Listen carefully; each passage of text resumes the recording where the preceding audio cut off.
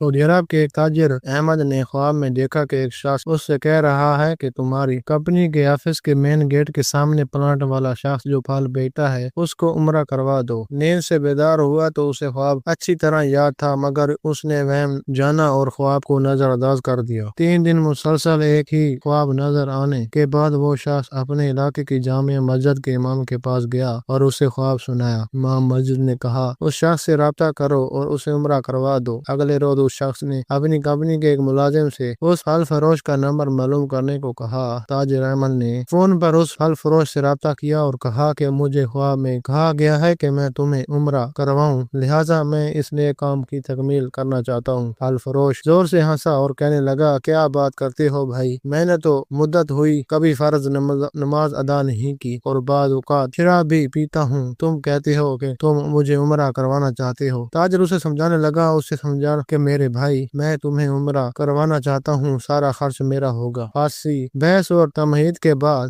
آدمی اس شرط پر راضی ہوا کہ ٹھیک ہے میں تمہارے ساتھ عمرہ کروں گا، مگر تم مجھے واپس ریاض میرے گھر لے کر آؤ گے اور تمہارا تمام اخراجات تمہارے ہی ذمہ ہوں گے۔ وقت مقررہ پر جب وہ ایک دوسرے کو ملے تو تاجر احمد نے دیکھا کہ واقعہ وہ شکل و صورت سے کوئی اچھا انسان ہی دکھائی دیتا۔ اس کے چہرے سے آیا تھا کہ وہ شرابی ہے اور نماز کم ہی پڑھتا ہے۔ اس سے بڑا تعجب ہوا کہ وہ یہ وہی شخص ہے جسے عمرہ کرنے کے لیے خواب میں 3 مرتبہ کہا گیا۔ دونوں مکہ مکرمہ عمرہ کے لیے روانہ ہو گئے۔ مکہ پر پہنچے تو انہوں نے غسل کر کے احرام باندھا اور حرم شریف کی طرف روانہ ہوئے۔ انہوں نے بیت اللہ کا طواف کیا، مقام ابراہیم پر 2 رکعت نماز ادا کی، صفا و مروہ کے درمیان سعی کی، اپنے سروں کو منڈوایا اور اسی طرح عمرہ مکمل ہو گیا۔ اب انہوں نے واپسی کی تیاری شروع کر دی۔ حرم سے نکلنے لگے تو پھل فروش تاجر سے مخاطب ہوا اور کہنے لگا دوست، حرم چھوڑنے سے پہلے میں 2 رکعت نفل ادا کرنا چاہتا ہوں، نہ جانے دوبارہ عمرے کی توفیق ہوتی بھی ہے یا نہیں۔ اسے کیا اعتراض ہوتا؟